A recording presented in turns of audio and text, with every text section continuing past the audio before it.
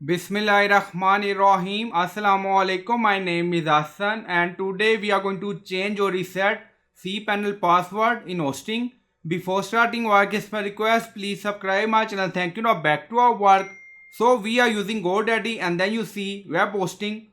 So expand it. Now you see web hosting economy. So click on manage. So we are going to change or reset password. So we are in domain and then you see setting, account, server. Now you see primary domain and then you see cPanel login name. So this is our username, but we are going to reset password for cPanel. Now you see password and then click on change and then you see change your account password. If you want, you can add password manually, or if you want, you can generate password. So click on it. Now you see password. Now you see eye icon. Now click on it. So this is our password. So you can generate or add manually, so it's up to you. Again click on generate. Now you see like this and then click on change password. So click on it. Now you see you have successfully changed your password and then you can access your cPanel with username and password.